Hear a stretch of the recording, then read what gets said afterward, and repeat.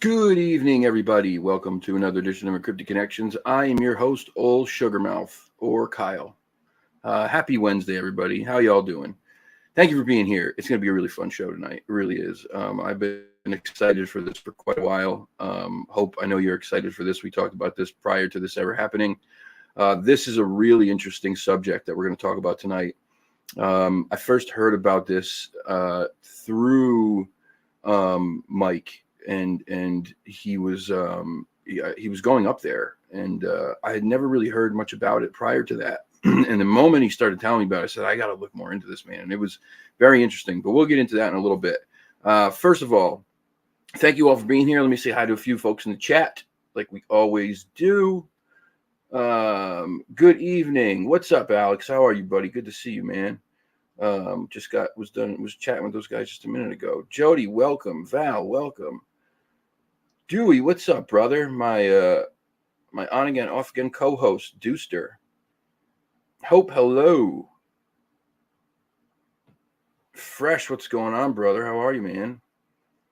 E-Rev, the man. Who else we got in here? Hello, Miss K. Hope your birthday was wonderful. What's up, Salty? How are you, man? There's Octopus with no friends. I've been waiting to see you, man. You got to reach out, bro. There's something I want to talk to you about. I figured something out after one of the last times we spoke in a chat. Your sighting is only a couple miles from the property that I investigate, where you had your sighting. I figured that out after you said it on a chat, and I haven't seen you since. And if you are up for it, I would love to talk to you more about that sighting, and also potentially link up with you at some point up there and see where it was. That would be amazing. Let's see who else is here. Stitchwitch, welcome. How are you? I think I got everybody. Yeah, man, it's right there. I like where your sighting was. I think is like maybe 4 miles from the property. I mean, it's next door, dude. Next door. I looked it up on the map and I'm like, that's close by, I think. And yeah, it's right there. So if you're up for it, please email me. Hold on. I'll throw it up there. Please email me so we can chat. I'd love to talk to you more about it. And I'd love to meet up with you out there sometime, see where it happened. And just so I get, it's close. If it's that close, it lends more to the to the fact that there's all this shit going on out there. And definitely go out and explore. I'm in for it. Isla, no, I didn't even go back and listen. I promise when I get off the show tonight, I will. I will. I got so caught up in other stuff, but I'm going to. I haven't gone back and watched any of the video yet at all, but my plan was to do that either tonight or tomorrow. But I will go back and go right to that spot and listen to see what you heard. If there's a growl there, that's very interesting. Anyway, let me bring. Hey, what's up, Mike? How are you, buddy? Good to see you, pal. Good to see you, man. Go give Mike a follow if you don't follow Mike. Go watch Mike's show, Red Creek Mafia. Go subscribe. Bigfoot Littlefoot, what's up, dude? Good to see you too. Isla. Yeah, I'll go back and watch that Isla, I promise. If it's there, I'll be. I mean, I wouldn't be completely surprised after what happened the last time I was there prior to this weekend. Wouldn't surprise me one bit. Anyway, let's get into this thing. Ladies and gentlemen, please welcome my esteemed guest for the night, the incomparable Mike Luci from This Week in Bigfoot and the CARC. What's up, Mike? What's good? Glad you're here, man. I'm very happy to have you here, buddy. I'm very happy to have you here. So before we get into the Bennington Triangle, something interesting has popped up in the Bigfoot world just recently. There was a video taken supposedly from a train in Colorado of a supposed Bigfoot out in the middle of a field. We were just talking about this, and Alex said that his friend debunked it. I'm leaning the other way though, right? And we talked about why. My feelings about this video are, it's not impossible for somebody to take a suit and to go out someplace, far away and set up something like this. Although it doing it in some place that's kind of remote like that, and then waiting for a train to drive by, it takes some work, but it's not impossible. I mean, people do crazier things. My thing was, when I looked at this video and I saw the hair on that thing, it just looked very real. It looked alive. It didn't look like these suits look, where the hair is some fabric that's matted down and dead. It moved, it flowed, it shined, and it had volume to it. It wasn't like these flat suits. If you look at these suits most of the time, they're just this flat hair. Also, the arms, like you talked about, to me looked a little suspiciously long. What are your feelings on this so far? Yeah, so when I first saw the video, I shared it on our CARC group on Facebook. My first thought was, all right, this is BS. These hoaxers aren't even trying anymore. But as I looked into it anymore, and I really just looked at that figure, I was thinking to myself, you know what? Maybe there's a little more to it. There's really nothing for scale, but it could just be my confirmation bias. I thought at first, you know what, this thing, whatever it is, does look suspiciously tall. And yeah, the arms are one of the things that that got me too. In a couple of my recent segments for This Week in Bigfoot, I've been using this program called Canva. It has little lines I use as makeshift rulers, and they measure things in pixelation units. So what I've been doing for a couple of segments is, for one, with Patterson Gimlin film, I did a whole thing on arm span and stuff like that. I use that to measure, the arms of the figure, get to kind of halfway to the back area, multiply that by 2, and then take the height, and just see how they match up. Because my figuring was your fingertip to fingertip arm span. It's pretty much, for humans, it's pretty much on a 1-to-1 ratio with your actual height. So yeah, I'm about 5'9" and change, for example. So I'm about 6 to 9 inches, head to feet. So in theory, my arm span should be about 6 to 9 inches. Gorillas, though, their arm span to height ratio, their arm span's actually about 20% longer, right? Yeah, about 20-30%. About 20-30% longer. So this is pure speculation, but you got to figure a Squatch or something like that, it's probably going to fall somewhere in the middle of that. So I kind of tested that theory out with just, a good still shot I could find of Patty in the Patterson Gimlin film. And again, it's not perfect. I probably shouldn't be using Canva to get a real accurate reading on something like this. So there's definitely a significant margin of error with the way I did it. But I wound up finding an arm span to height ratio on whatever Patty was, about 115-to-1 or something, somewhere around there.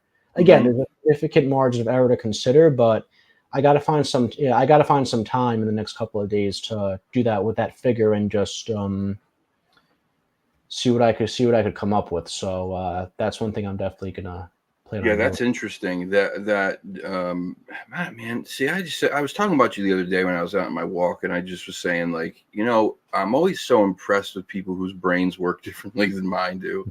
Like, you can take things and the way that you can break them down and take data from them is just so amazing to me. I would have never thought of anything like that. I wouldn't have been like, oh, I can measure the arm length ratio on Canva and shit, man. I'm glad we have people like you in this community, because we have idiots like me who just sit back and go, the hair was shiny.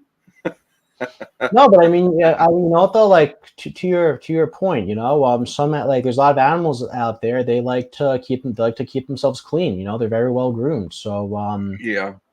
who's to say that doesn't apply to something like a Squatch?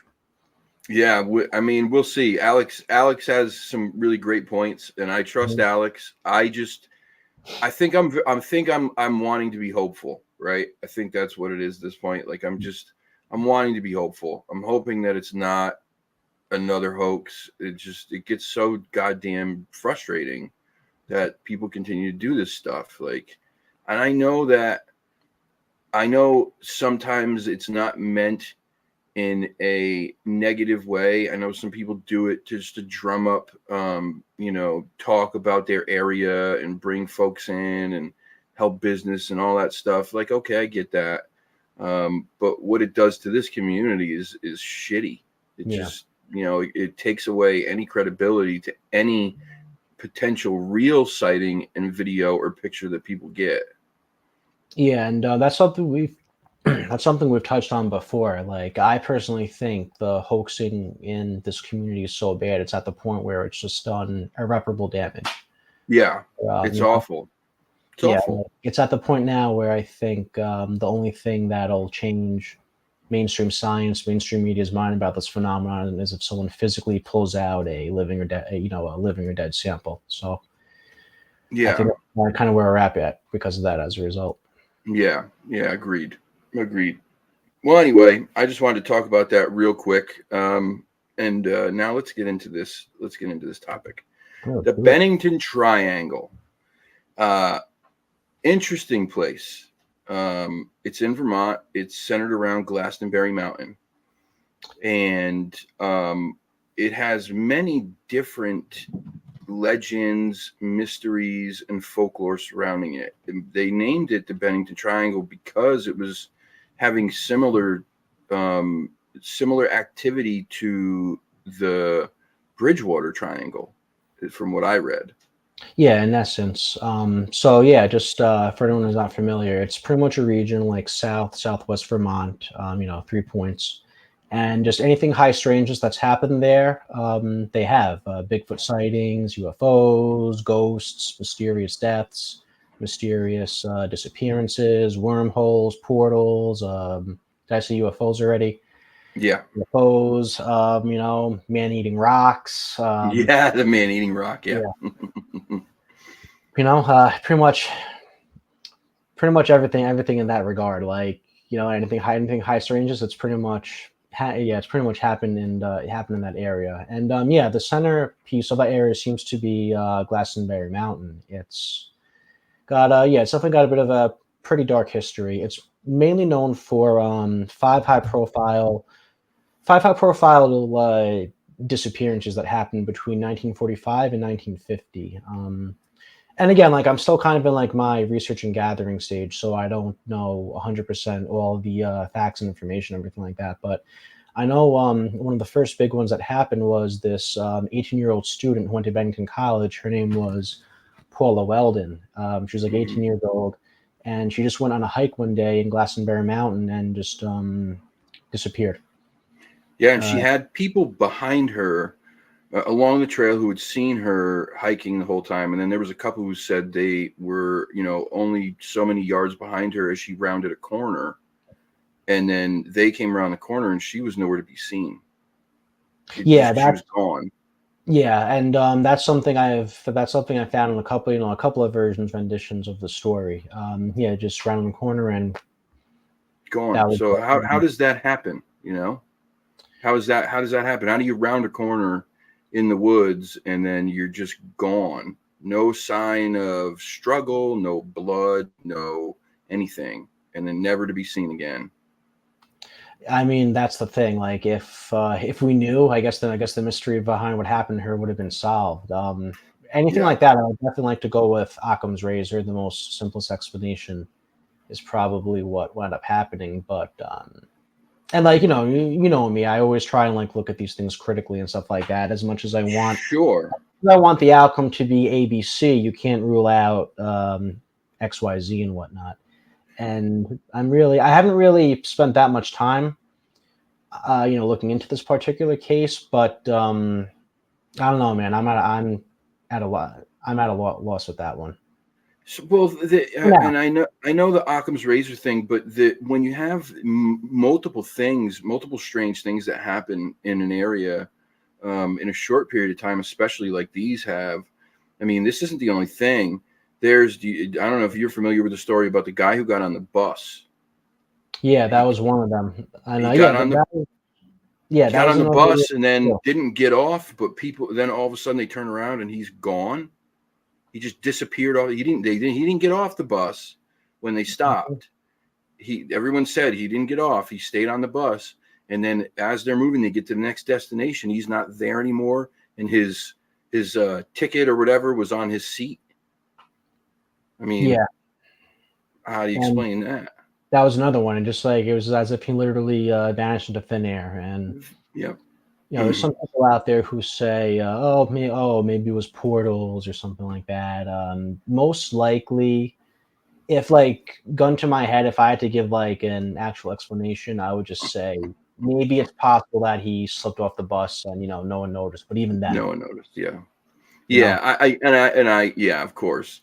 Um, if you're leaning towards the weird and mysterious, then you want to believe that maybe this guy just vanished, poof, into thin air. Um, there's another strange encounter that happened there where the gentleman who went missing, uh, when his body was found, it was found with very large footprints around it, and he had been squeezed to death. that's the case. So this is the case that kind of drew me to the whole Bennington Triangle, Bennington Triangle, that area. So Yeah, I'm gonna have to filibuster for a little bit on this, but it's just a go really, for it. really fascinating case. So yeah, again, for context, there's the 5 high-profile cases. That there's a Paula Weldon one, the bus guy. There's that The little boy. hunter, Yeah, there's that little boy who disappeared, the hunting guide. Then there was that one woman who vanished, and her body they found though a couple of months later. right? She'd But gone back to camp because she had gotten wet or something, yeah, something like that. and the camp was only like not very far at all. Yeah, it was about, I think, give or take a few hundred yards from Yeah, where she'd fallen in. So those will happen from 1945 to 1950. This case happened. It involves a gentleman named Carl Herrick, and he was a hunter. He vanished in West. The town's called West Townshend, Vermont. It's about 10-15 miles northeast of Glastonbury Mountain. So this happened in November during hunting season. He told his wife that he was going to go out hunting and come back later. Come back later that day. Based on like I found a bunch of like old newspaper articles and everything like that that have been really helpful. I actually literally found the actual route that this guy was supposed to have taken. So next time I get up there, I definitely plan on visiting, visiting that specific area. Um, anyway, so he never came back. So I originally thought that he'd gone hunting with his cousin hmm and that he was with someone, but it turns out he was actually by himself. And his cousin had just come in. His cousin was mentioned in a bunch of the news articles. He just came in just to help out with the search and everything like that. So they found his body 3 days later. His face was all blackened. I think he was lying face down. He had a couple of scratches on him. There was like a huge impression in the snow of something big that he'd shot. His rifle was found about 70 feet away from his body, propped up against a tree. And they found what they described as, quote, bear footprints, and they described them as being larger than a man's footprint, and we'll get to that detail in a second. So when his body was examined by the, when an autopsy was done by the medical examiner, he said he had been, quote, squeezed to death by a bear. So I came across one article where he got a little, the medical examiner who did the autopsy, he got a little specific about it. He thinks that whatever did this, said bear had gotten on the guy's back, and he said that the bear took his arms, managed to get them under his body, like around his chest. And here's the interesting part: he said the bear clasped its paws together and just kind of, squeezed him until his lung got punctured. Bear hug. Yeah, kind of like a reverse bear hug, I guess you could say. So there's two weird, and I'm by no means an expert in bears or bearology or whatever the fuck it's called, but I'm an animal guy. Okay, so we'll get into this. Yeah. So go ahead. So my issue. So there's two issues that I have just for my amateur knowledge on bears and how they attack people and everything like that. Number one, bears usually always seem to like tear people apart, maul you. So if they were on top of, if they were like on top of you like that, they probably would have like been, biting you, scratching you. I'd imagine he would have been covered in like crazy deep wounds and gashes. It probably would have been like a much bloodier scene if it was a typical bear attack. The second thing is this, the medical examiner, and keep in mind, this is a medical examiner. He's by no means like a bear expert or animal expert or anything like that. He speculated that this bear clasped its fingers or clasped its paws or whatever. I don't think bears could do that. Bears don't have the dexterity to do that. They don't have fingers. They have nubby little paws and they have long claws. So they can't clasp their fingers, like interlace them like we can. Yeah. They could maybe overlap them like this, one on top of the other, but they couldn't clasp them together. Going back to what you said, I'm an animal guy. I've studied animals because I love them so much in my own time forever. You're right. When bears attack, it's messy. They're not precise killers. Like if a mountain lion attacks you, right, it's going to go directly for your throat instantly. That's what it's going to want to do. Now, There may be a struggle in the meantime, but it's going to go for the throat. It's going to squeeze that throat, drain as much blood out of you until you die. A bear is going to, they'll fight. They'll swipe you. They'll knock you around. They'll bat you around. They'll scratch you. And then eventually what they do is they go for the skull. Mm-hmm. That's the ending point, is the skull or the neck.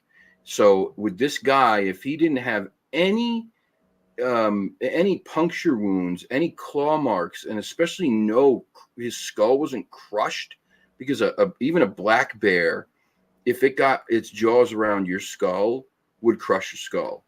The strength in their jaws would at least put holes in it.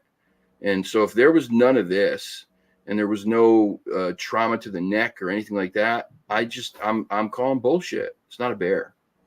And the other thing too, I mean, so like he did have like some scratch marks on like his face or something like that, apparently, but you're in the woods, man. Yeah.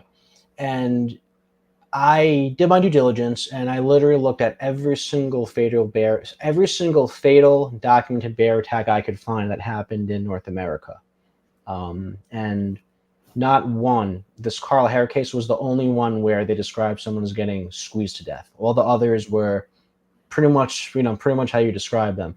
The closest one I could find was some dude got stomped to death by a bear, but it was a trained bear at a circus. Yeah, so, and they do that thing where they come up in the air and they come down on their front paws. Yeah, so that makes sense, but this doesn't make any sense. Yeah. And the other thing too, he was hunting or was he camping? I think he was just hunting, because he told his wife that he was going to be back later that day. So, but did he have provisions with him in his backpack? Did he have like snacks or anything? Do we know that? That's a good question. I'm not 100. Like nothing I've come across has suggested or clarified that. So, because that's another thing. You know, bears are if there's food, if there's any food at all, they smell it, they're going to tear into his backpack and they're going to take whatever's in there. And so I wonder if he had anything in that backpack that was, you know, edible, snack to take with him for the day. Most hunters will bring something if they're going to be out for the whole day. You know, you're not going to go the whole day without eating, even if it's a small couple granola bars or something. A bear will eat it, man. They'll take it with them. So then, there's a couple of other interesting details too. The medical examiner who examined this guy, he estimated this bear was between 300 and 400 pounds, which is kind of outside the, you know, first standard deviation for a typical black bear weight. I think from what I read, most black bears are typically fall in that 150 to 250 pound range. So 300-pound black bear, that's like, whoa. 400-pound black bear, that's like, whoa. Yeah, that's a monster. Now I did check to see like what the largest black bear killed in Vermont was. It happened fairly recently, like within the last like 3 or 4 years. It was about 500 and something odd pounds. So yeah, so there's definitely some big ass black bears out there. But somebody's been feeding that thing human growth hormone or some shit. That's a monster. It's black bear. Maybe. That's huge. And like apparently Vermont keeps really good records of just you know, stuff like that. Yeah. But and then the other thing too, they said they found what they described as bear footprints that were larger than a man's. So here's the other thing why I kind of want to look into that a little more. Your average black bear footprint is about, I think, 7 to 8 inches in length. The longest I could find that someone's ever measured one was about 10 inches, which is kind of where the average foot length for a average human is. It's around 10 inches or so. Yeah.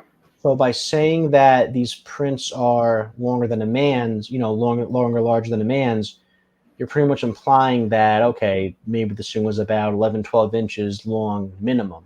A minimum, yeah. Yeah. So, but having said that, though, if this black bear was in fact 400 pounds, you know, then yeah, maybe it's possible its foot length could have fallen into that category.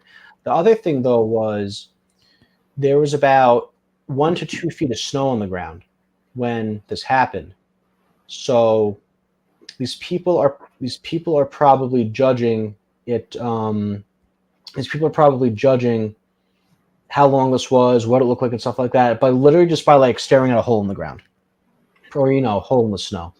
Right. You got to figure if this attack had happened like a couple of days, if he'd been lying there dead for a couple of days, you got to figure there's other factors like snow melt and stuff like that could have possibly warped the tracks. On the flip side, though, who's to say they could have made him appear a little bigger, a little smaller. Who knows? But like they didn't really see those tracks like fresh that day. But it kind of makes me think back to the whole. It kind of makes me go back to the whole thing about how like how commonly mistaken Squatch, so-called Squatch tracks are for bear tracks. The double step is usually what gets people. Yeah. When they double step in their own track. Mm-hmm. And it can look very similar to a human track, like a human foot. So yeah, there's definitely a lot of variables, a lot of details to consider, and everything like that. But based on what I'm finding so far, I still have a ton of research to do. Like, ideally, I'd love to try and I found a copy of the death certificate, and it pretty much told us nothing we already knew, nothing we were already covered. Ideally, I'd love to figure out a way to see if I could find a copy of the autopsy report, but I've emailed, called, Department of Health, Windham County Medical Examiner, called the state trooper, like as many people as possible, local newspapers. I haven't been able to, pretty much everything's just like dead end. Local hospital, like whether they didn't keep records that far or, the town or area wouldn't have been under their jurisdiction. So, I don't want to say I'm kind of at a loss, but I really haven't had much luck pushing the ball further. I mean, yeah, like it happened it'll be 80 years this November that happened. It's a long time ago. Yeah. And it was definitely like it was a rural area, so it's possible they may not have done the best job at keeping their records. Like I tried looking up the funeral home where the autopsy was performed, I couldn't find shit on it. Yeah, it's probably no longer there. I mean, yeah, and but it's going back to the footprints. We discussed about the size of a footprint and in comparison to a shoe size, right? mhm. And one of the misconceptions people think is that your shoe size is how many inches your foot is, and that's not usually accurate. It can be if your foot is smaller, but as you go up in inches, your shoe size goes up also. So, like for instance, I wear a size 13, 14, depending, and I believe that puts my I'll tell you right now exactly how many inches my shoe is and my foot is. How many inches is a size 13? Let's see.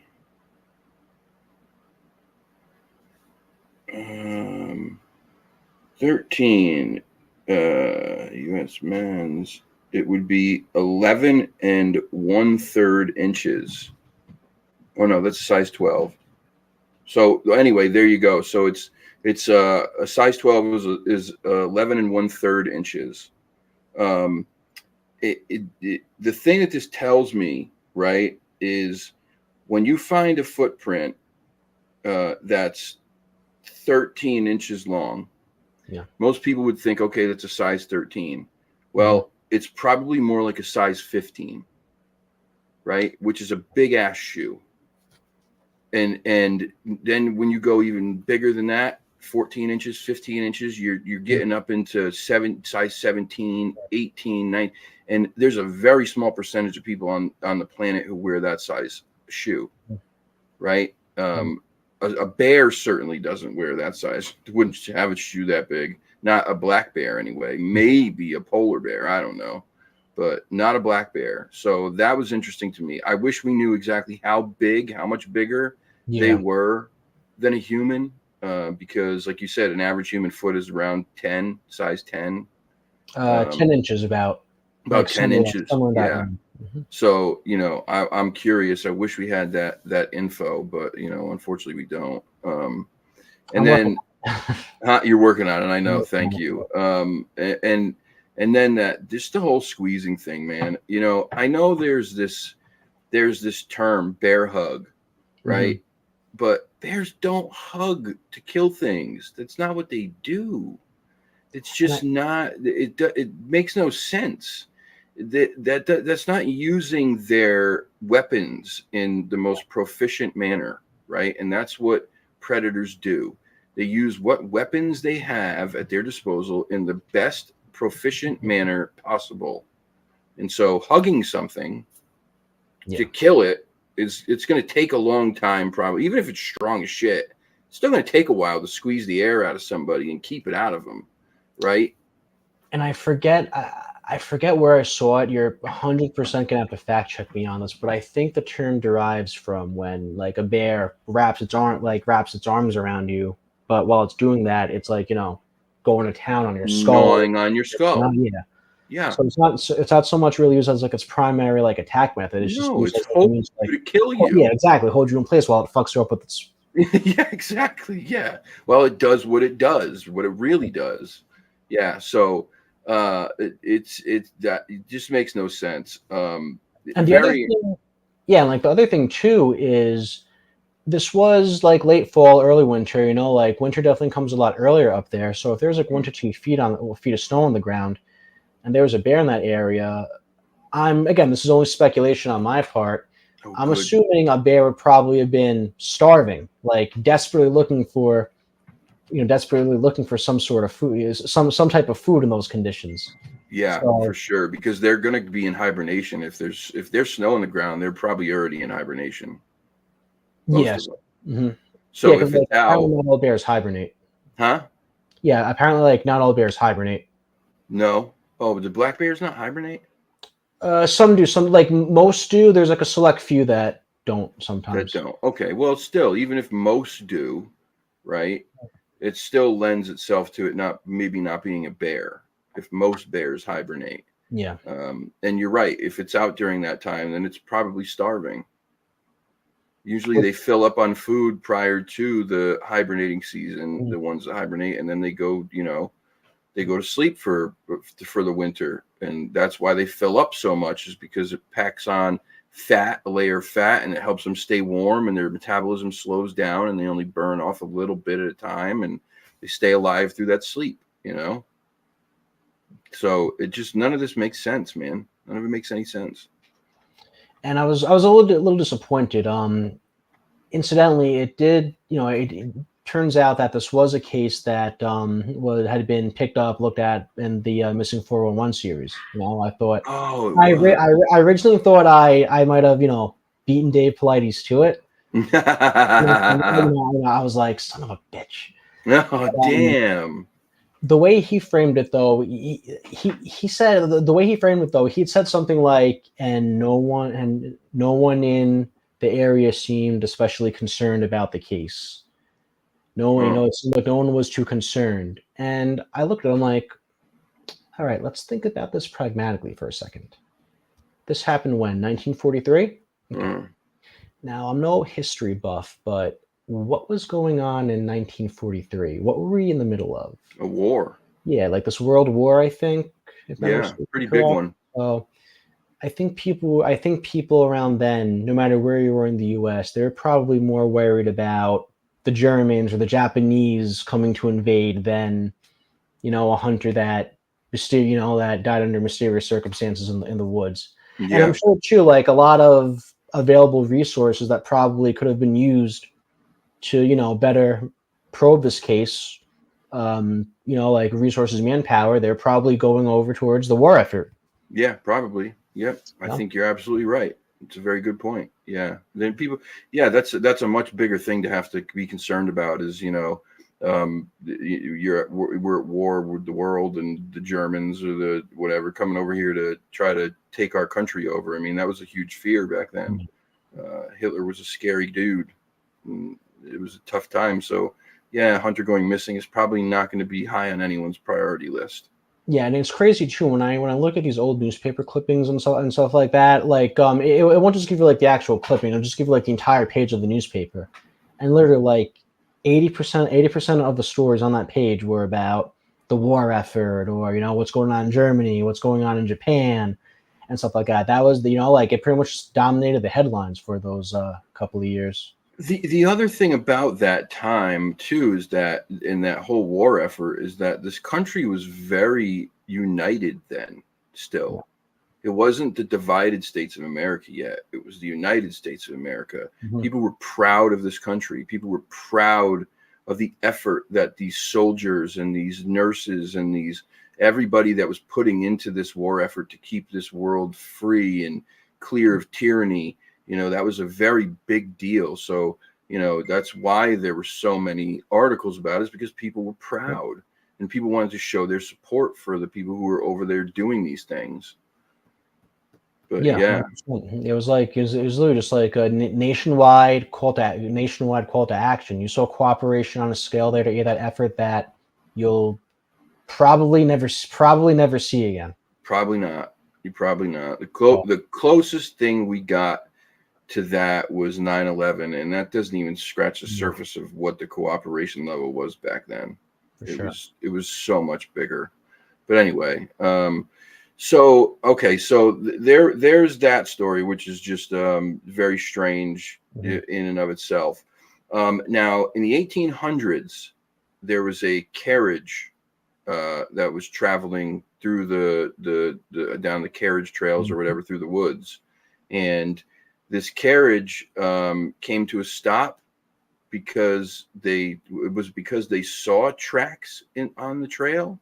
Yeah, so this is pretty much like the first documented instance of what they call the Bennington monster. It's pretty much their equivalent of Bigfoot down there. And from what I've read, there's a couple of different versions, but basically, from what I've read, there's a carriage. It was around like the 1830s, 30s, I want to say. It was going down the road at night. It was carrying, a part of, I think, 3 to 5 people or something like that. And they came up to like a bridge that had been washed out by a flood. And the driver, the driver of the carriage came out, checked out the area, pretty much while they were stuck. And while he was doing that, he noticed these large footprints, huge footprints that were kind of like tracking through the area. And then at some point after that, the carriage was supposedly attacked by a large, what they describe as like a 6 foot, 7 foot tall creature, wild man. That's what everyone called, what we'd commonly describe today as Bigfoot, wild man covered in hair. Some versions I read said that it pushed the carriage over. Flipped it over. Yeah. Other versions I read said it just like violently shook it a couple of times, screamed, freaked everyone out, and ran back into the woods. Mm-hmm. I haven't been able to find it yet, like the actual clipping, but around like the 1870s, there was another article published in the New York Times that came out of that area describing an encounter with a wild man, tall, covered in hair and everything like that. And then totally, I'm not sure if it's exactly in the Bennington Triangle. I found another article. It was like later on in the 19th century. It was either in that Bennington area or maybe like a little up more north in the Green Mountains that described, I think it was like a hunter or something like that, who supposedly had like a physical altercation with, it was either like a smaller wild man or like a female wild man woman thing that also Really? happened. Yeah. Huh. And So wow. Okay. So there's 3. yeah, and Okay. yeah, and there've been like a steady trickle of Bennington monster sighting, the Bennington monster sightings in the area. You look at like the BFRO database, Bigfoot Mapping Project, and these other databases, you'll find a good amount of alleged Bigfoot sightings in Bennington County, Windham County. Those are kind of like the 2 main counties in southern Vermont that contain the whole, the parameters for the Bennington Triangle.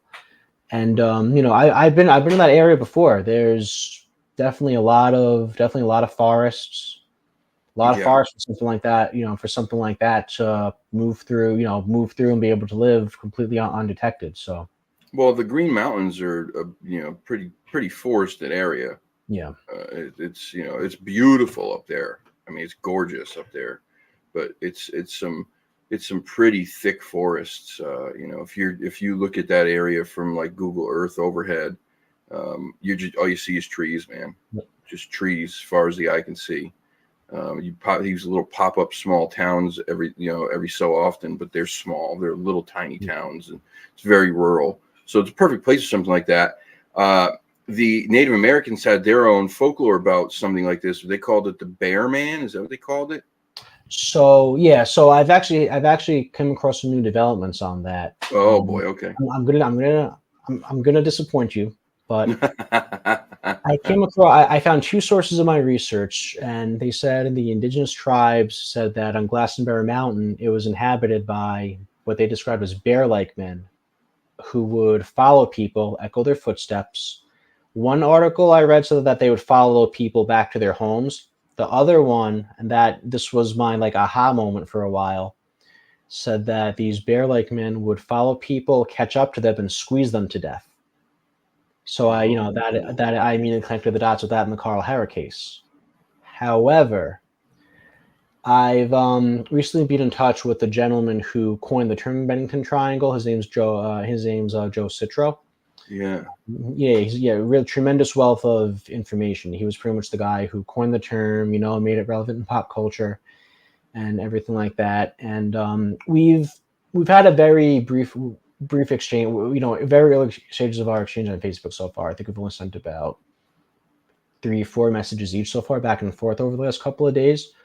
But I brought that specific part up, and he said that throughout his research with a lot of this Bennington Triangle stuff, especially with the indigenous lore, he's come across a lot of instances where people have just greatly exaggerated or just outright embellished or made up details that just kind of evolved over time.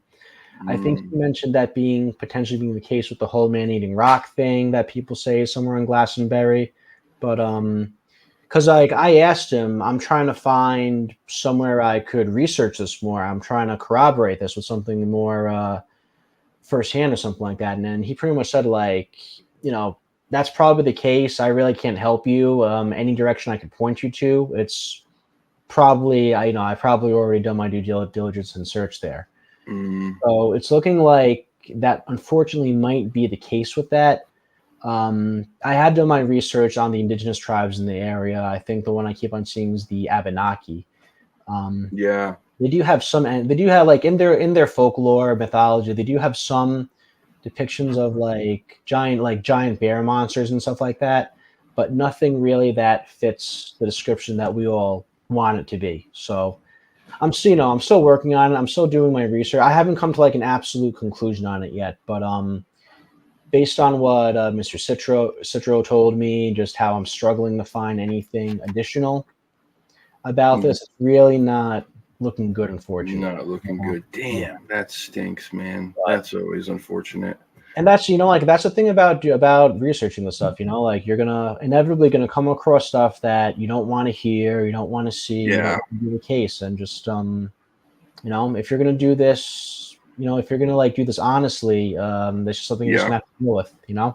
Absolutely, you're right. Yeah, you come to when you are part of a community like this, or that when you do any kind of research into high strangeness on a regular basis, you come to accept the fact that you're going to be let down more often than not.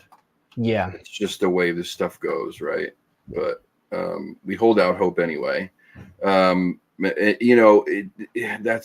stinks, because I was really interested in seeing what the Native American lore was deeper surrounding that, because usually what they have to say, because they were the first indigenous people there, they would have a better grip on what was really going on, even though they may put funny names or whatever to it.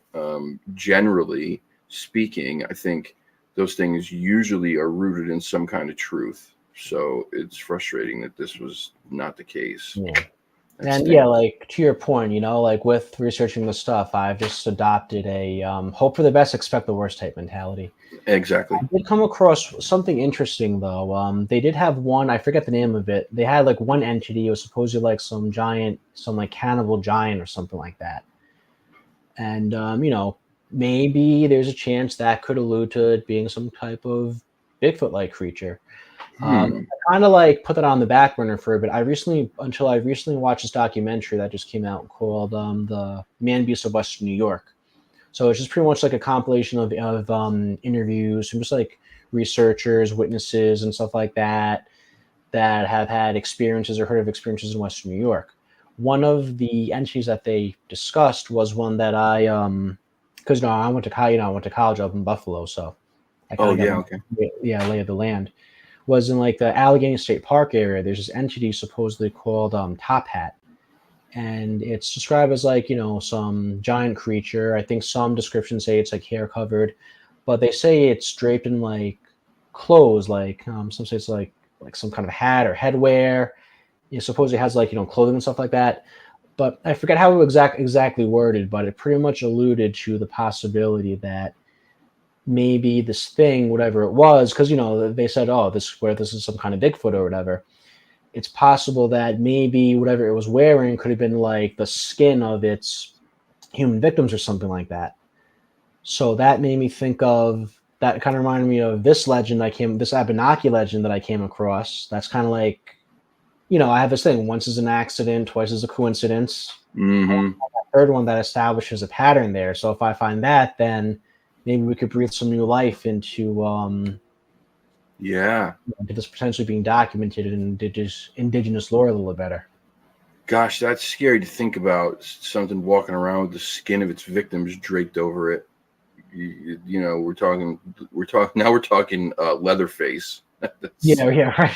That's terrifying. I don't want to think about it. But it could be their clothes too. I mean, who's to say that if it's along the same lines of a Sasquatch, a wild man, who's to say that when it killed its victims, it didn't try to put the clothes on because it saw the people wearing clothes and thought, well, I can wear these things to help me stay warm or dry or whatever too. Again, one of the things that we most of us believe is that they have a level of intelligence that is far beyond most normal animals. So that would lend itself to them saying, looking at someone wearing clothes, killing them, and then going, well, I can use these for me too. And there have been a couple of just several descriptions of encounters people have had with wild men or hairy men over the years.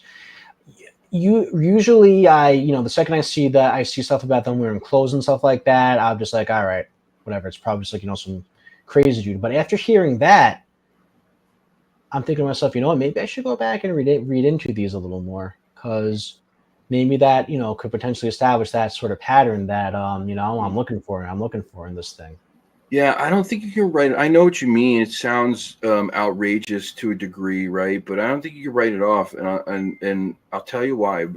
Some of what I was just saying, obviously, but then I have this thing with giants, and I'm not talking about like just Sasquatch. I'm talking about like mountain giants and like giants existing on Earth still today.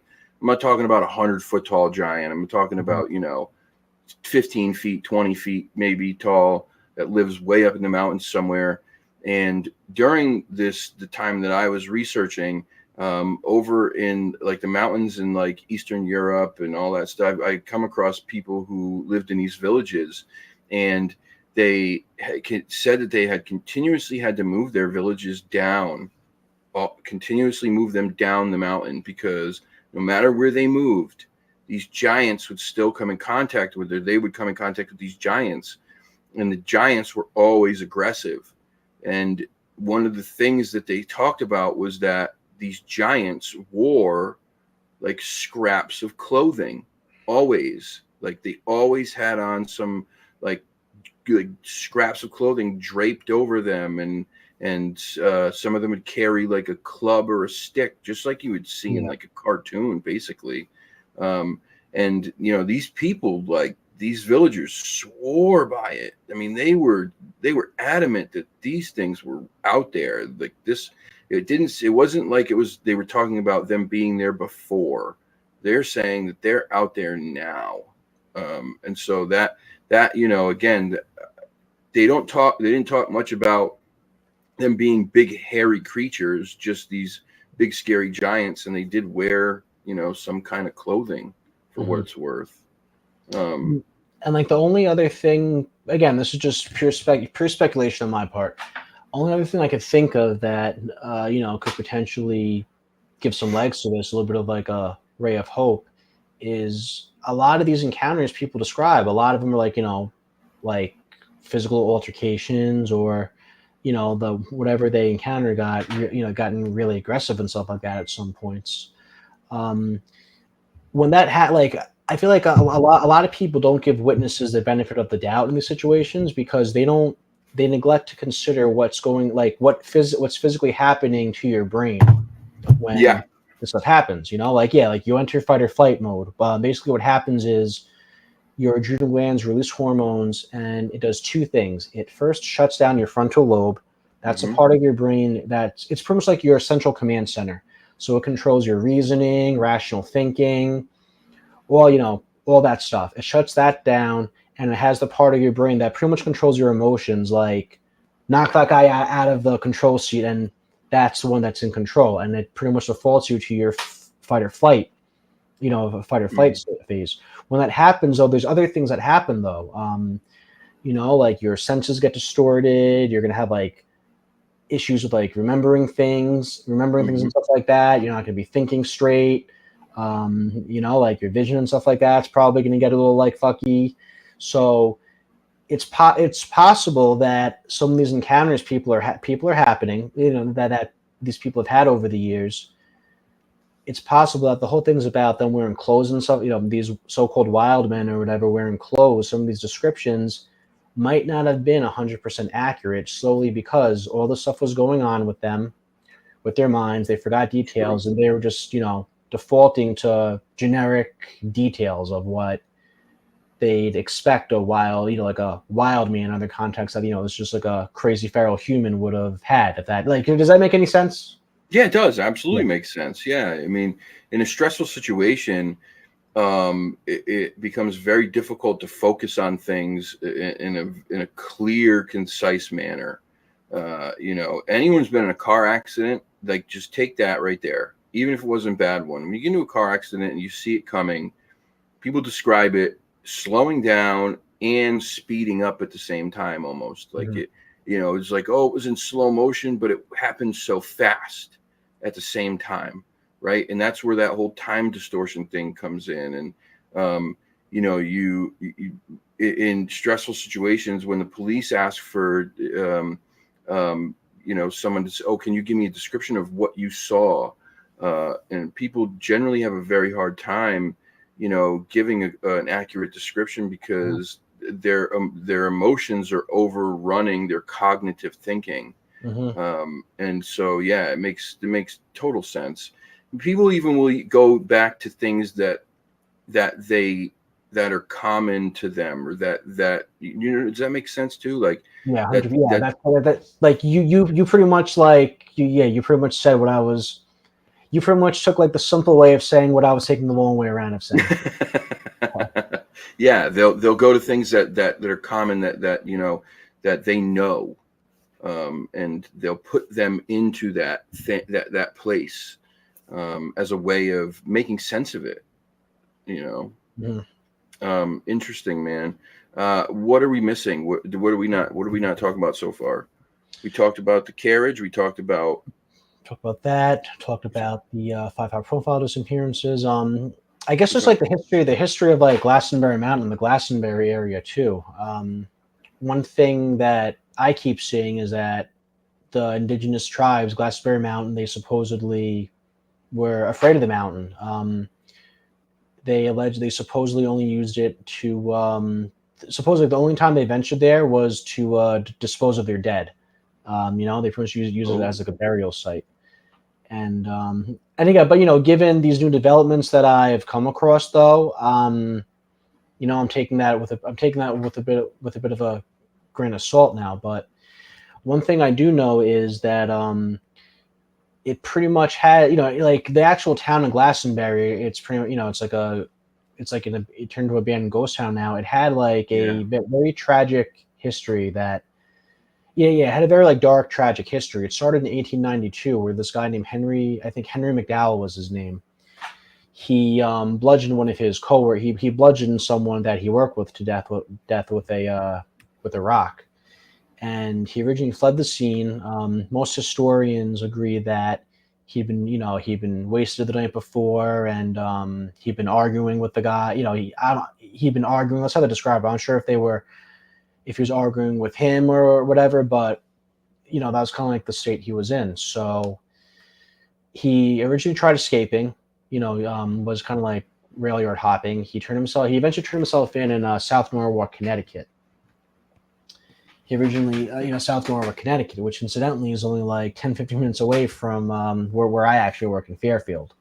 Not that's you work in Fairfield? I didn't know that. Yeah. Really? Yeah, I work in Fairfield. I live in Westchester, New York. I pretty much have like a 40-minute drive back and forth every day. So. Oh, I didn't know that, dude. Oh, okay. So you're like an hour and 10 minutes for me when you're in Fairfield. Yeah, basically. Okay. All right. Yeah. So, where was it? Yeah. So, he turned himself in, confessed to the murders. He said there were like voices. He said like he was hearing voices in his head. A couple of things I read said that the voices in his head told him to do it. So a judge, he was declared insane. A judge pretty much sentenced him to live out the rest of his days at an asylum in Vermont. He wound up escaping, used the railway yards, and he was just, they never found him again. They never found him again. He was never heard from again. Some people think it's possible that he wound up, venturing out into the wilderness in Glastonbury, and that's where he lived out the rest of his life, or spending eternity haunting. Some people think it's possible that particular part of the legend may have been confused with like this other legend from the White Mountains in New Hampshire, where this doctor went into the wilderness, tried to do something good, and wound up becoming like the embodiment of evil. That's all I've been able to find about that so far. I got to look into that one a little more. But there was that. And then 5 years later, another gentleman was murdered, another hunter. He had been shot to death. And it appeared that his body had been dragged a few hundred yards from where he'd actually gotten shot. So he was just placed under like a cedar tree where he wound up bleeding out. That case wound up going unsolved. The police never found any suspects or anything like that. Again, like the way I look at that, it's possible it was probably just some type, maybe it was like some type of hunting accident or something like that. I really haven't delved too much into the details about it, but the town of Glastonbury, it was established in like I think the early to mid 19th century, and it was a logging town. When at one point they pretty much cleared out the entire, I think like western face of Glastonbury Mountain, cleared it out of all trees and everything like that. So the economy. I think it was a coal mining town too. So once they exhausted the natural resources there, the town started to die out and stuff like that. So they're like, all right, let's figure something out for this town. So they made a huge investment and they pretty much trying to make it like a resort tourist town. So they built this huge, crazy nice resort there. They built like a whole railway. They had like a tram car that would transfer people back and forth to it. And the first summer, it was super successful. That I think it was that following spring or something like that. There was this crazy storm, crazy flood that came that just like destroyed that railway, completely washed it out. And the damage was pretty much so bad that everyone there, the people who set that thing up, they were just kind of like, you know what, fuck it, okay, just stick a knife in it. That this clearly isn't working out. So that kind of led to the eventual decline of the town. And I think the Vermont state legislature, they wound up like officially decommissioning the town in like the 1920s or 1940s or something like that. No. By now, if you go back there to the town, to the actual like area where Glastonbury is, literally the only things you'll find are just a few stone foundations, maybe like some holes in the ground where there are like basements and stuff like that of old homes. It's pretty much been like completely retaken by nature. Wow, that's interesting. It's very interesting. I talk about this a lot with some of these topics when you have so much tragedy, when you have like so much bad luck, right? Mm-hmm. I feel like it leaves a scar, or like an open wound in these places, and I feel like they become more susceptible to having this high strangeness happen in them. When if there's a town like this that just had so much bad stuff happen and then became a ghost town, think of the energy that was in that town as it was failing. All these people there who were stressed and depressed and sad and worried, that energy sticks, man. The energy stays. It doesn't just go away. And who knows what that creates? Who knows what that brings in? But you find it over and over again. I mean, especially when you're talking about paranormal stuff. Anytime, like not anytime, but so many times when you have these hauntings, it's under tragic circumstances, and then now there's this haunted place.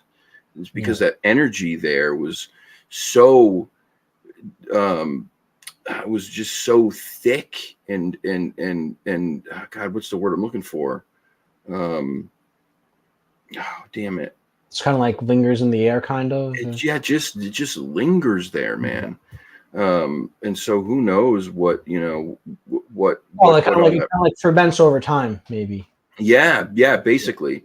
I mean, and again, the comparisons to the Bridgewater Triangle.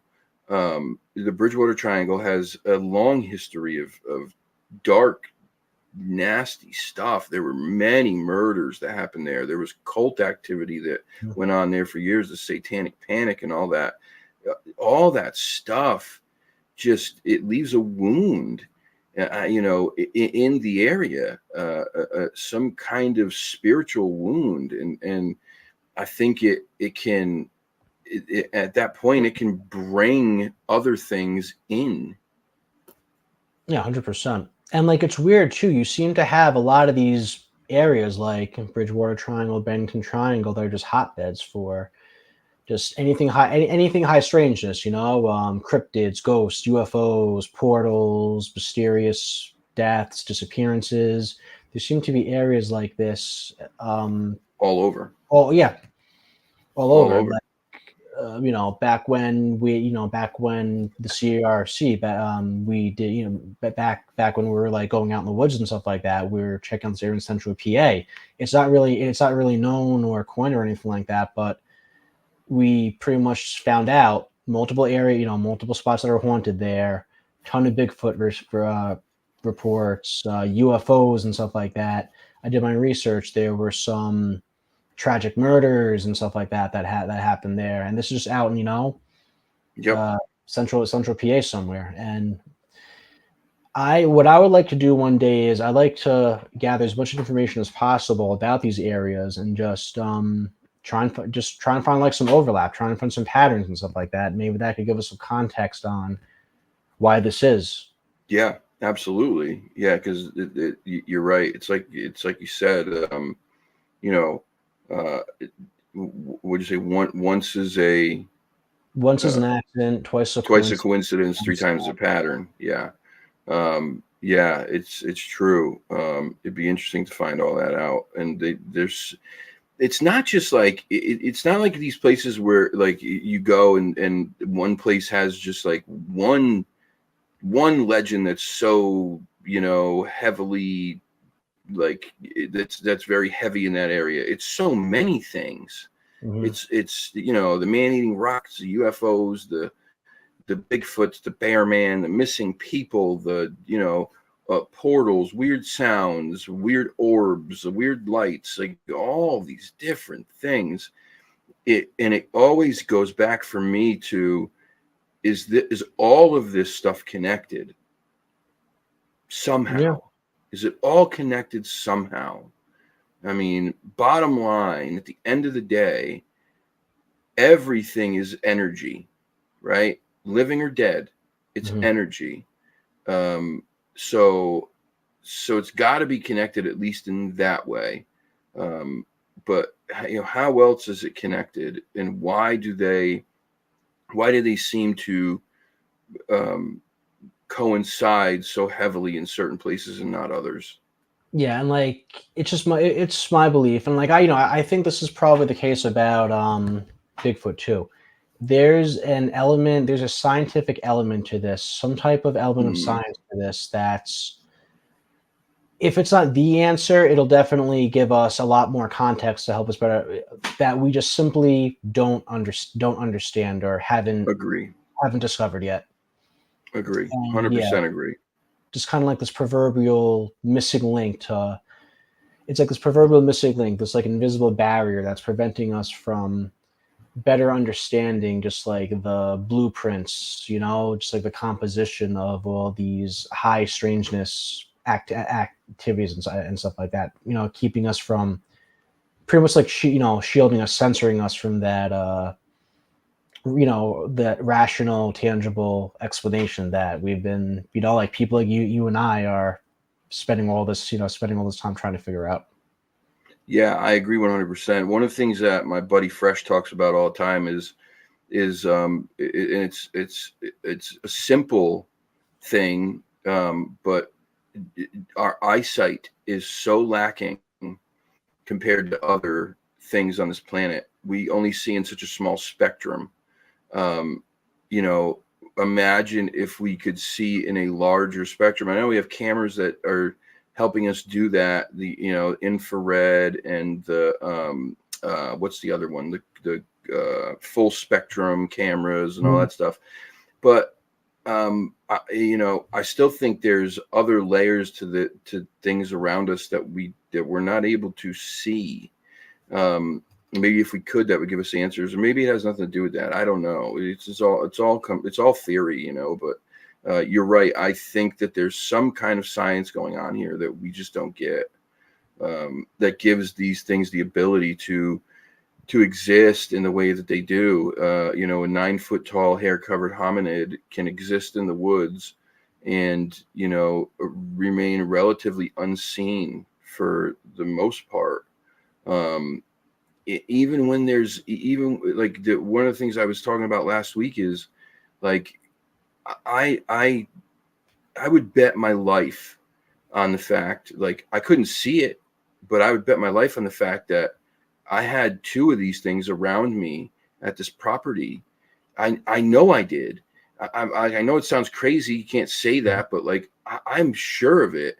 The getting hit with rocks from two different sides. Yeah. You hear bipedal footsteps that are heavy footsteps. You hear trees breaking and cracking, and then on your way out, you're getting paced the whole way on both sides. I don't know any animals that do that, but for all of that, I couldn't see them. I couldn't see him at all. Mm-hmm. And I know whatever it was not far away. Like I could hear it and look directly in that direction and couldn't see anything. Now, I don't know if that's a natural ability to camouflage themselves. I have no idea. But to me, if they're moving around and making that kind of noise, like I would have seen something. And I just saw nothing, dude. Nothing. But I'm sure of what was going on. 100% sure. And then to back that up, you know, you leave this recorder out for a week, and in 3 days you catch, well, not 3 days, that night when we leave, you catch footsteps going up to the recorder, picking it up, fiddling with it, dropping it on the ground, a wicked loud tree knocks, a grunt, a breath, and then these crazy screams. So, I mean, there's credibility to it. I just don't understand how. Those are really interesting, by the way, when I listen to those. Those are weird, dude. Yeah. They're weird. I mean, I've never heard anything like that. I'm besides like some potential Sasquatch, you know, vocalizations, but I have never personally myself heard anything like that. And when I heard it on the video, when I heard it on that audio, I got chills immediately. I was like, whoa, this is no fox. This is no cougar. This is no bear. This is no coyote. What is that? Yeah, very strange. It pisses me off too, because I don't have, this computer is not the best computer in the world. When I started doing this, I had no idea what I was doing. I'm like not a computer guy, so I just bought like a laptop that I thought was decent, and you know, but it doesn't. I can't even put Audacity on this computer, and so I can't run those through a program, which sucks. But email it to me again. I'll take care. I'll isolate the clip for you and stuff like that. Yeah. Yeah, you got So email it to me again, and I'll be more than happy to take care of that for you. Okay, all right. Thank you. I appreciate that. Everything. Yeah, because I wanted to run them through something, you know, just to at least get a visual spectrum of where they are. Yeah. On that scale, because it's not like anything I've ever heard. And then, I'm sorry. Go ahead. Well, no, I was just gonna say. And then this week I just went out. Did I go out Sunday? I think I went out Sunday. I went back out Sunday and had some, you know, some mostly benign stuff that wasn't too crazy. Couple little things happened, and I thought, you know, something landed near my foot. Like you could hear it hit the leaves as coming through the trees and landed near my foot. I didn't see any acorns, and the only thing I found was a rock. And then I heard what sounded like two people with very deep voices talking, like really, really deep voices talking. Yeah. And that freaked me out. And then one of the people who watch said that at one point there was growling. And so I haven't gone back and listened, but I need to go back and listen. So I'm curious to see if there was some kind of growling going on there. But it was, you know, it's a strange area, dude. It's a very strange area. Sure. And yeah, like to your point, with just like, you know, the way they move and stuff, like I met one, you know, like I started going out with one researcher there. He said that he's had some instances there where, like, you know, he claims he's had a couple like Class A sightings in the area he took me to. And he claims that there were like one or two instances where like they didn't even hear like footsteps or anything like that as it was like moving away or whatever. And I've heard that So, too. yeah, and like that's kind of like that's kind of similar of what I told you about that, right? Like the weird thing I might have seen in that area. Did you? I don't think you did. So yeah, so this is actually the first time I'm like talking about it on like any like a podcast, like like a platform like this. Exclusive. Yeah, like anyone I brought this up to, it's just been on like a literally on like a one-on-one basis. I really haven't told too many people about it, but he mentioned, yeah, so like he mentioned that to me. I kind of I kind of like put in the back of my mind. He took me out to this area, and like he was pretty hard. Yeah, this guy was pretty hardcore. He took me like a few miles off trail. We were walking through like marshes, like up to our ankles in water and stuff like that. Like he took me to some like deep areas where we had some of his like alleged encounters and everything. But it was about, I think this happened like late July or early August.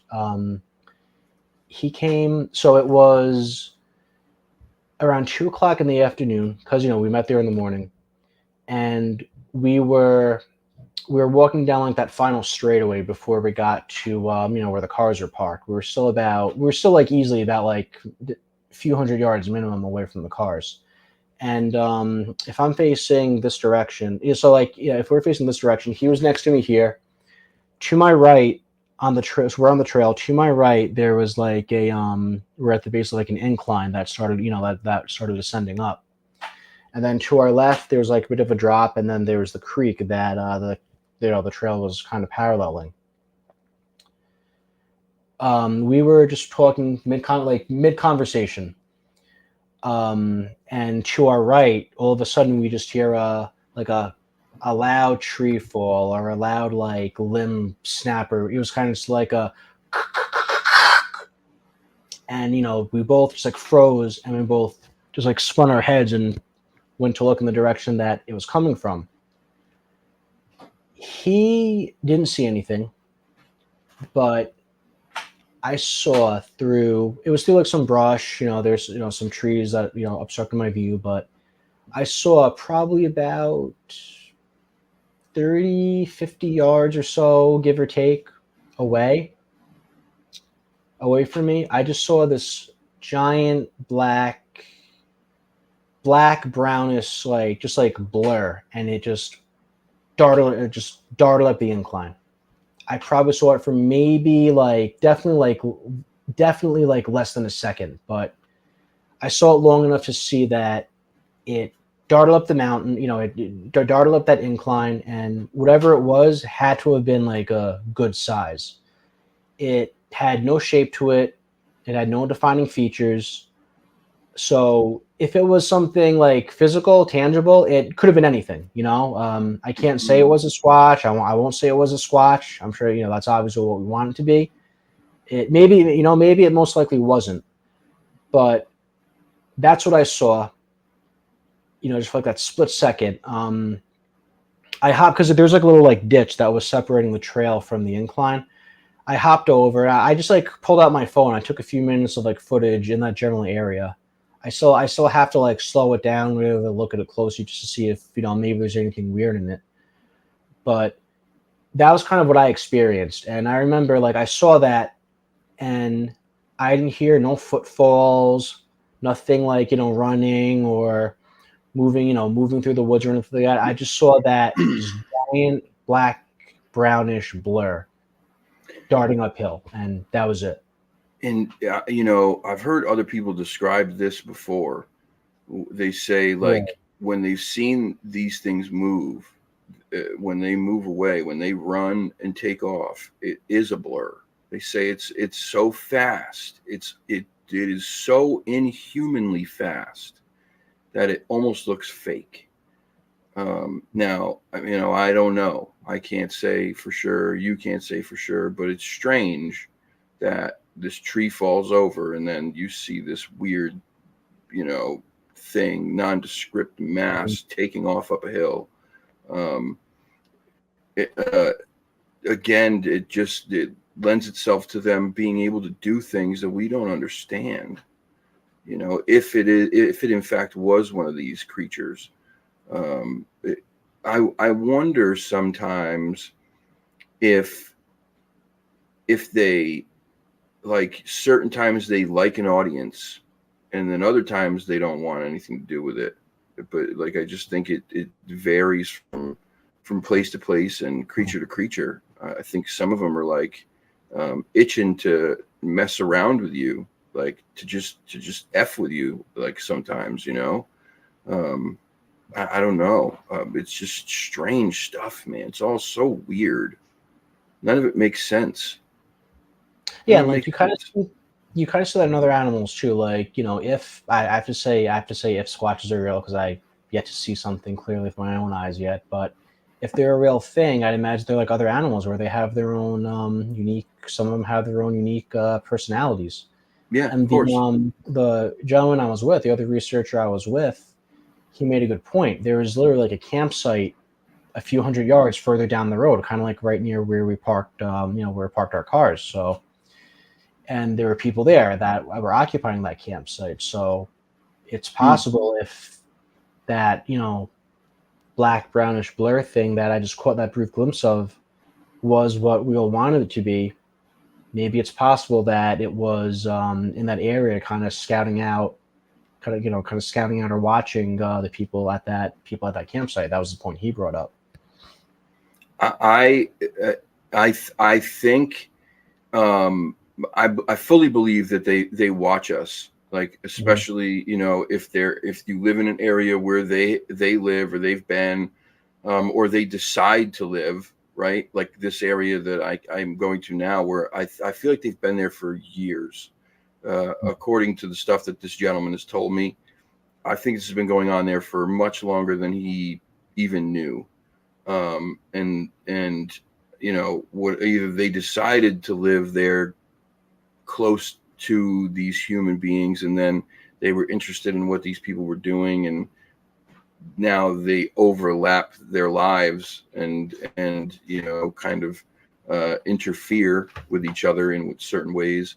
But I think that they do get very interested in what we're doing, especially if they're like us. Then, you know, I love to people watch. I mean, you know, it's fun to sit and watch what people do, because people do weird shit, man. People are strange. And so it's interesting to watch what people do. And so if I was one of these things, I didn't have, you know, they don't have TVs, they don't have cell phones, they don't have computers. I'm sure it's a form of entertainment for them of some sort. Um, but it's so confusing, man. It just gets so confusing and frustrating. Okay, so here you go. The other day when I was out there, and I didn't even think about this, I was panning the camera around, and I pan the camera and I look, like, as the camera's going this way, I look the opposite way generally, right? So I have something filming here as I'm looking here, and then I kind of cross back so that I'm trying to cover both areas with some set of eyes. And as I do that, I'm looking off onto this hill, and there's a bunch of baby pines. They're about 7 or 8 feet tall, a whole cluster of them together. And I see this dark, dark, dark black spot in between, an opening in them. And it's darker than anything else in the area. I mean, you could scan the whole woods around you, and there's nothing that dark anywhere around. Mhm. And it caught my eye, and I was like, man, that's awfully dark. It just looked strange. So I was like, that's really black. Whatever that is, it's sticking out like a sore thumb. So I focused in on it, and unfortunately, because I was on StreamYard with my phone, I can't zoom.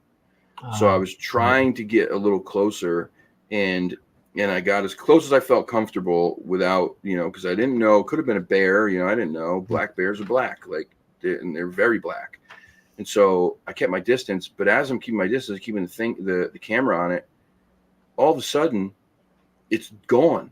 It's just gone. There was no noise. There was no anything. It just disappeared. Like, I didn't see anything move. But now all of a sudden I could see through those trees perfectly. How do you explain that? yeah. How do you explain that? It's just strange, man. And who the hell knows? Could be paranormal. Could have been a bear. Could have moved away really quickly or slowly, close to the ground. I don't know. But there's so many of these things that you're out there trying to figure out the riddles, and it gets so goddamn confusing. Just wanted to Alex, I haven't been keeping I haven't been keeping an eye on the comment section. Oh yeah, you said you almost became moose food. So I don't know if you heard that story. I was No, out there. Yeah, I was out there over a Labor Day weekend. Alex was actually able to come out and join me one night. So took him to that area, hung out for a bit. As we're driving back, he was therming, and he actually got that crazy thermal footage of the moose. And we stopped the car, got out, doing some therming and stuff like that, and Alex notices, he's like, oh, so there's the big moose there that he caught, and he realized that there was the big moose that he was filming on the thermal camera. Our car was right here, and then further out in that marsh, there's actually a calf, a baby moose. So Alex realized, okay, so right now we're pretty much in between and a calf moose. So my dumbass is like, oh, I'm gonna get the footage of the calf moose. Oh my god! So I start walking over towards it. Alex starts yelling at me. He's like, Mike, don't. He's like, Mike, don't fucking do that. Yeah, bad idea. Yeah. So yeah, that pretty much explains that story. Oh my god, dude.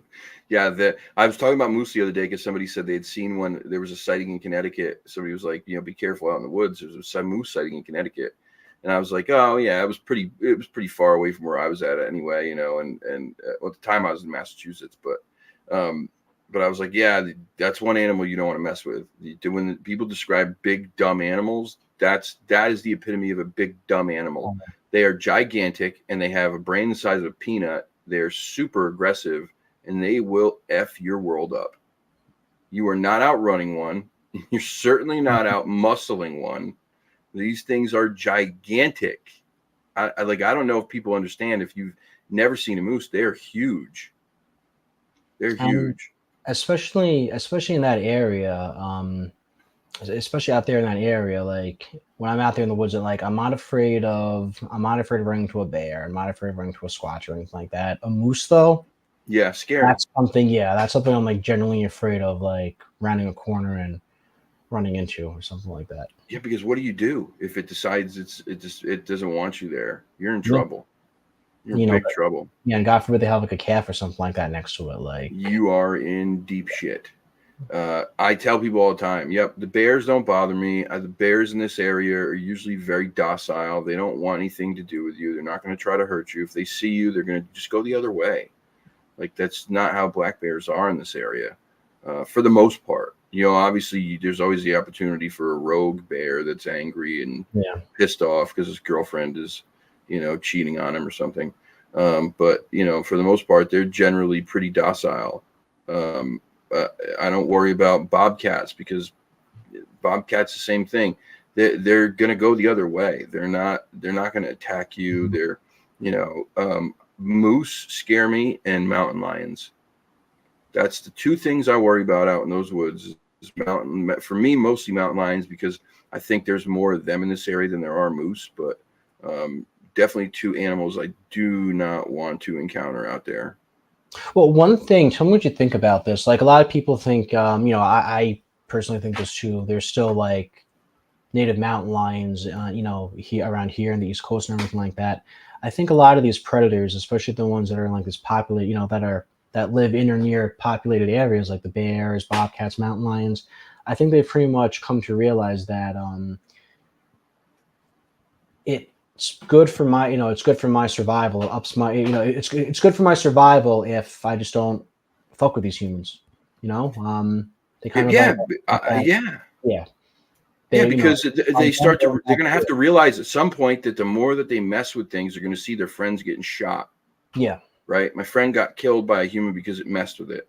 Right. Over and over and over. At some point, they're going to start to realize, okay, maybe we shouldn't do that. Yeah, and like especially with the mountain, especially with like many mountain lions that are around here, I think it's possible that they probably just, if you're seeing their numbers dwindle, they've spent the last 100 something odd years, the ones in this area, adapting. So like they're at the way they adapted has just been revolved around just going out of their way to keep Avoid. living while being able to avoid humans entirely. Yeah, okay, so full circle. This goes back. This can go right back to Sasquatch. Hmm. People always say, like, how can they live in the woods and not be seen, yada yada yada. Well, I can tell you right now that the population of deer in this area, excuse me, is ridiculous. It is ridiculous, right?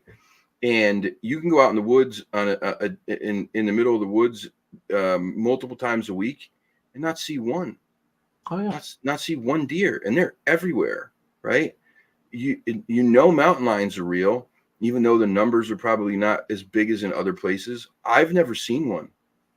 Never. I've never even seen a bobcat, and we have a ton of those in this area. Never seen one. So why is it that they can remain hidden, but it's crazy to think a Sasquatch can because it's big? Well, so's a moose. Yeah. Moose can remain hidden. So's a bear. Bear can remain hidden. If these things are super intelligent and then possibly have some other scientific one-up on us, then they can remain hidden as much as they want to. Yep. It's not like any of these things are forced to stay in one area too. They can go wherever the hell they want, Oh yeah. when they want. Mhm.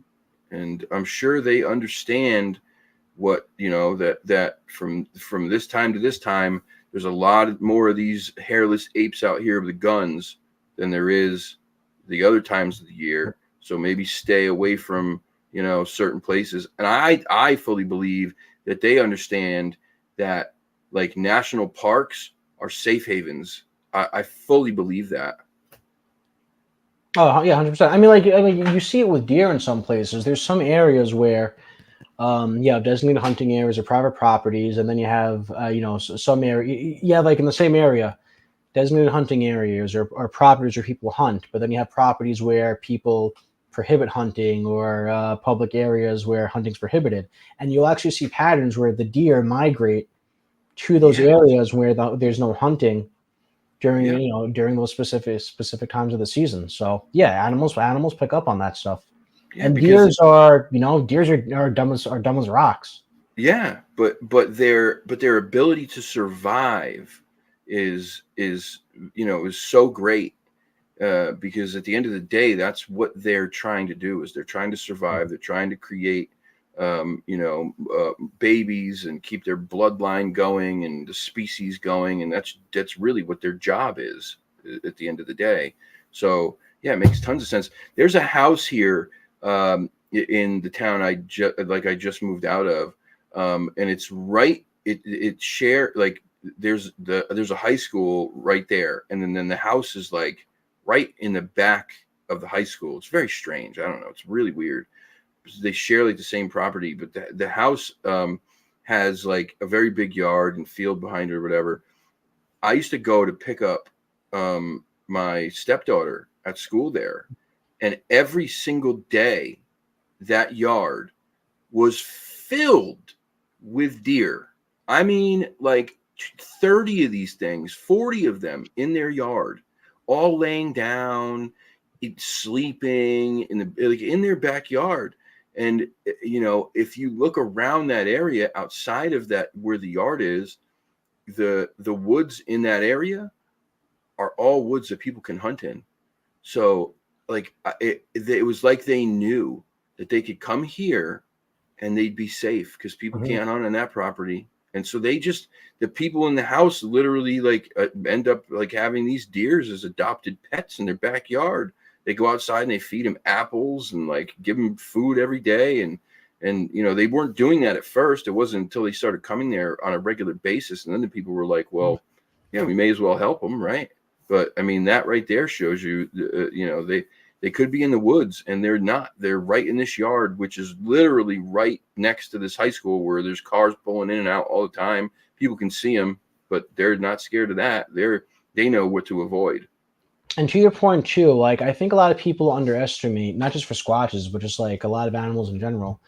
I think a lot of people underestimate an animal's ability to detect like a disruption or something unordinary in their environment, like a trail camera, like a trail camera, for example. Mm. Um, Incidentally, like that same week, that same weekend, Labor Day weekend when I was out there in Vermont, I've been setting up trail cameras for a couple of years now in areas. I've been investigating all over just all over the Northeast, PA, New York, Jersey, Vermont. I set some up at this base, I think like the southern area of Glastonbury Mountain. Like Alex and I went to retrieve them. I've gotten good amount of animals on it, deer, bear, all the cool stuff. This was these trail cameras I retrieved over Labor Day weekend. First time I ever got a bobcat on one. Yeah, it's crazy, right? Years of doing this, first time, and it was like super far away.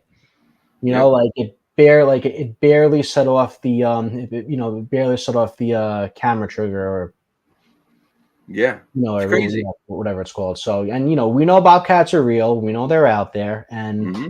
this was like in totality. I've like if you rack up all the days I've set out trail cameras, it's probably been at least like almost a year, maybe like a year's worth.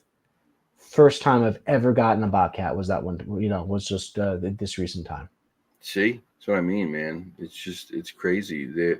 And those things, you talk about blending into their surroundings. Oh my God, they can remain invisible in the woods in New England. Invisible. You won't see them things at all. Yep, it's nuts, dude. It's nuts. Well, I think we pretty much covered this topic tonight. What do you think? Yeah, I think I, I wanted to go back and just say a couple things though that I saw in this article real quick. Um, so some of the things that these people talked about, the stuff that kind of stuck out to me. Let's see. Voice from the poem team, the little boy.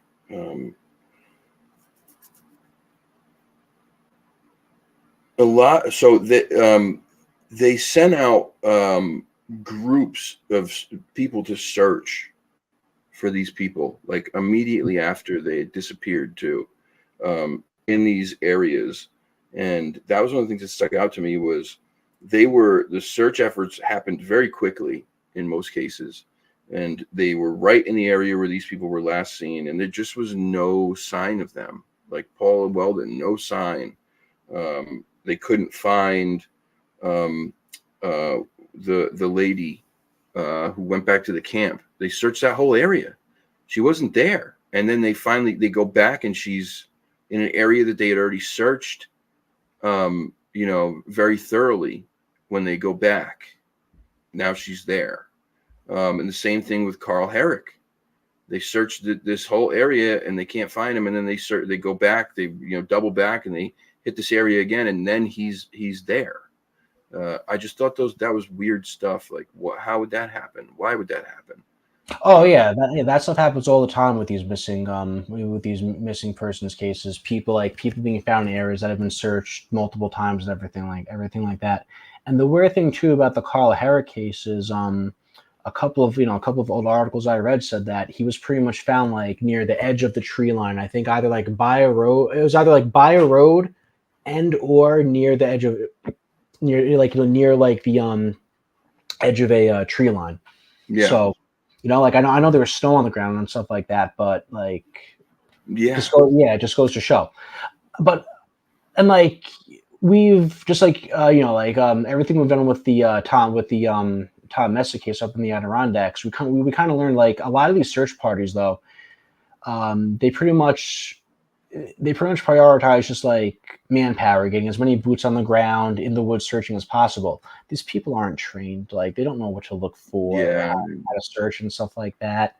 And like, you got to figure too, like, as like, depending on how long you're there, these inexperienced, untrained people, they're probably tired, exhausted, maybe even like lose interest in it and stuff like that. So I guess like the quality of their surveillance, looking out for stuff, definitely like fades as time progresses. So, and in these environments, and again, like, I'm by no means like a search and rescue expert or anything like that, but I'd imagine, you should probably look for like subtle details and stuff like that, Yeah. and when you're in that mindset and you don't know what to look for, untrained, and like, it's just later on, you're just like tired, you're tired, achy, or whatever. Unless something just like jumps out at you, is in your face, you're not looking for that. Yeah. You're just going through the motions. Yeah, that's true. Yeah, I never thought about it that way. Yeah, but you're right. The it does happen with these missing persons cases where they go back and they find them in these places they've already searched, pretty thoroughly. The one that sticks out to me the most is that that little boy that only happened like a handful of years ago. That, remember, he went missing. He was like 3 or 4 years old or something, and he disappeared into like the woods in this state park or national park or Mm, something. Was And he in North then Carolina? I think so. He hung out And with the bear for 3 days. Angel Bear is what Casey he called Hathaway. it. Yep, happened Yeah, 2019 in North Carolina. Yeah. Yep. yeah. Mhm. That was the strangest thing to me. That whole situation is weird, man. What kids are simple. They're not jaded, and Mhm. they're not going to lie, right? They're not going to make up a story like that in a situation like that. Number one, that kid wouldn't have survived the night by himself, in because it got cold to Yeah. shit out at night, and he wasn't very clothed when they found him, right? I think when they found him, he was like, in like a pair of shorts, or I don't remember what the Something exactly. like, yeah, something like that. And what's interesting was, the rescue workers who found him, they said they had to like wade through swamp water that was like up to their waist. Yes, And they pretty much found this kid like sitting on a mound of earth that was virtually surrounded by, by water. sides by water. Yeah. So How'd he get there? yeah, exactly. And the crazy part is that's not even the first instance that's happened. No, it's not. It happened, Boyceville, New York, 1888. That one I'm that one I'm pretty familiar with. There's another incident in Michigan, one in Montana, one in Idaho. I think there was another one in Pennsylvania. I think there might have been like one or two others too, missing. But yeah, We this is should something. we should do a show on those. Oh yeah, 100%, 100%. Because those cases are, to me, like, it's just, I have a very hard time coming up with any explanation for how some of these kids survived, and made it through, and then the just Casey Hathaway explaining that he had been saved and taken care of by an angel bear. Mm. An angel bear. Like, that's what he said, word for word. It just is weird, man. A bear is not going to take that kid and keep it safe. No. We know that. Like, So they asked like the leading bear expert in the country. She's researcher at University of Montana. They asked like if bears ever exhibit motherly qualities to other animal species, even if they're babies. She was like, "No, bears don't do that. no, they don't. Never, No, never any documented instances of it happening." no, it's not going to happen. So yeah, interesting. We'll have to do a show about that. Yeah. But anyway, this is great, dude. I want to get up there, man. I really do. It's an interesting area. It's a little bit freaky to know that all these people went missing up there and that somebody got squeezed to death. But that's what makes you want to get up there too at the same time. So we'll have to try to get back. We'll have to try to get up there and see what we can find. Guys, if there's anything you want me to do a show about, please email me, leave it in the comments, especially being the month of October and Halloween. If you got stuff that you some Halloween themed stuff that you'd like me to dive into, please feel free to let me know. I'll take any and all, suggestions. Plus, it makes it easier for me, being honest. Then I don't have to think of something. And also, I was talking to somebody about this today. I really want more encounters back on the show. It's just very hard. The people that reach out to me and that claim to have encounters, most people don't want to come on the show. That's the thing I'm running into. I mean, I'm not getting a ton of them. I'll get like a handful, but people don't want to come on the show. They're just looking for somebody to tell their encounter to, I guess, because they're, they don't want it on their conscience anymore. They don't want to live with it by themselves. But I need people who have had encounters with Sasquatch, with Dog Man, with UFO, whatever, anything. If you know anybody who's had an encounter and is willing to come on the show, please, please, please send them my way. I promise I will do my best to be as respectful and make them feel as safe and comfortable as possible. But that I want more of that on the show. To me, that's the meat and potatoes. That's where, you get data from those encounters and you find out things that, overlap and so I want more of that on the show. So if you know anybody, please send them my way. Thank you all for being here. I will be back on Monday. Yeah, on Monday. I'll be back on Monday with Deuster again. He's going to co-host a show with me on Monday. I'm not going to tell you what it is. I'm going to keep it a secret, but we'll be back then. Mike, thank you so much for being on the show again, buddy. I really appreciate it. Yeah, for sure, man. I appreciate you having me back on, and maybe we'll set up that new angle for that show. I'll start doing my research on it. Yeah, let's do it, dude. I would love to do it. I've always been so intrigued by those children, the missing children.